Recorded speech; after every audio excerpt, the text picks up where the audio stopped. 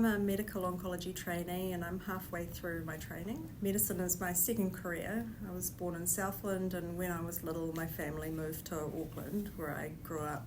Did my first degree in Dunedin, then I worked in cancer research in Melbourne for a few years. I decided I wanted to pursue a career as a clinician scientist, specifically in translational cancer research. So I decided to apply to train in medicine, and Auckland was my natural first choice.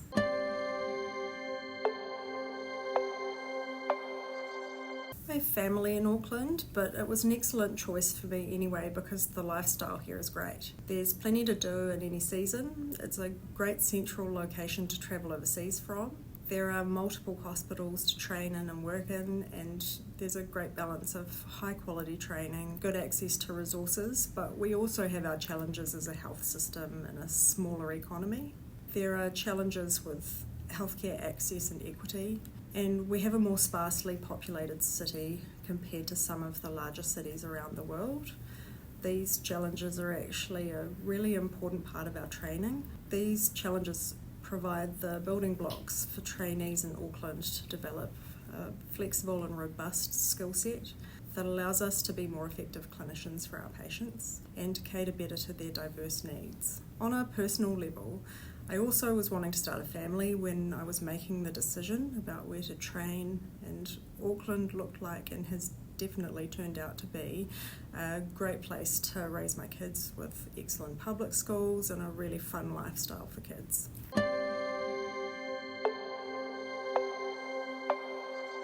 Practically speaking, Auckland is a really well-resourced region when it comes to training.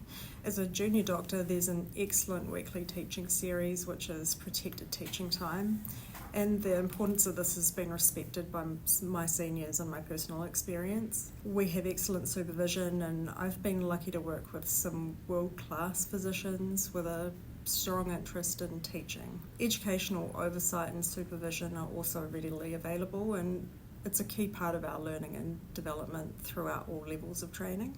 I do feel that the Auckland region acknowledges the constraints around life as a junior doctor. For example, meal provisions and access to a lounge are vital during those long days to make sure that we're fed and have somewhere to rest when the opportunity arises.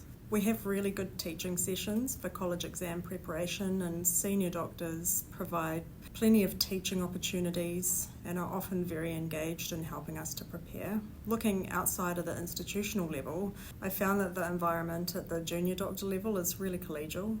I have some amazing colleagues who inspire me every day and who I feel really grateful to work with, but who I also consider now to be great friends.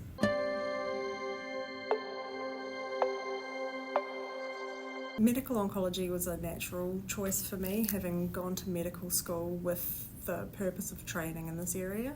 I was a little worried that this is such a huge investment of my time and actually a big financial sacrifice when I already had a career that was going in a pretty good direction. I couldn't know for sure that I would like oncology in the clinical setting until I really tried it. I was relieved to find out how much I enjoyed the clinical side of oncology. I find that the scientific background is so fascinating, and I love the evidence-based nature of the specialty.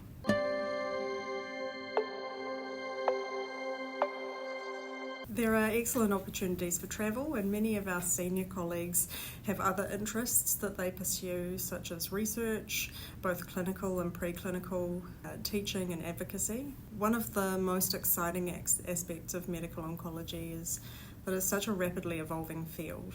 Particularly in the last 10 to 15 years, there have been a number of substantial advances and unprecedented breakthroughs that I feel really lucky to have witnessed and have some involvement in.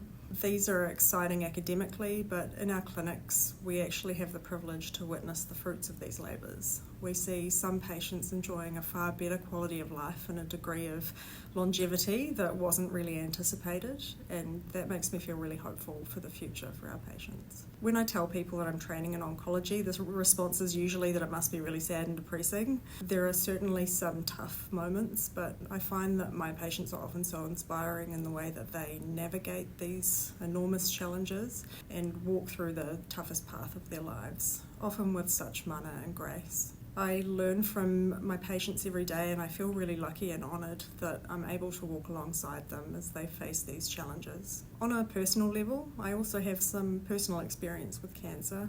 I've had a few family members and close friends battle cancer at various times of my life, and I've lost people who I love. This is what really drove me originally to pursue a career in the realm of cancer. I get a lot of personal fulfillment from knowing that what I've chosen to do with my life has a chance to reduce suffering and help advance cancer treatment.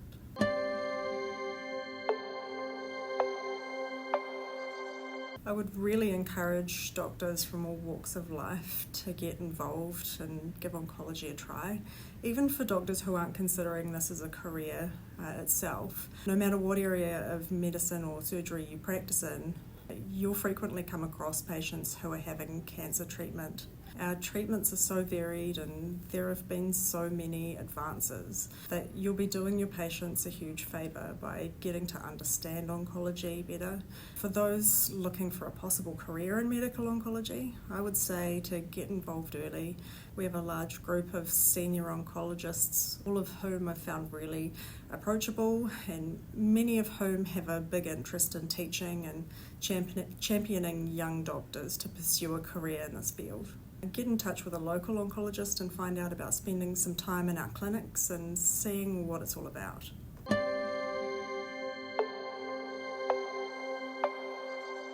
I think the only right answer to this is seeing both of my beautiful kids grow up and becoming the amazing little people that they are. But honestly, I think it's really hard to pinpoint one specific thing. Graduating from medical school and getting through all that hard work, having had 2 babies while I was studying, felt like a really huge achievement. And before that, graduating with my PhD was a really proud moment as well. Having a research paper accepted for publication in a top oncology journal was really incredible. Getting through my physician's exams as a solo parent and then being accepted for medical oncology training felt like a huge milestone. But actually, when I reflect on these achievements, I'm just really struck by how privileged I've been to have had these amazing opportunities that so many far more talented people might not have had.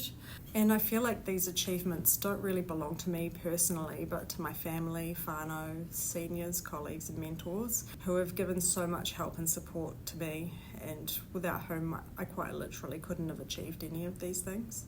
My mum is right at the top of that long list of supporters. She's done so much to inspire and support me and my children. She's battling cancer for a 3rd time now, and seeing how she handles all of this with such resilience and grace really inspires me every day and makes me want to strive to do better.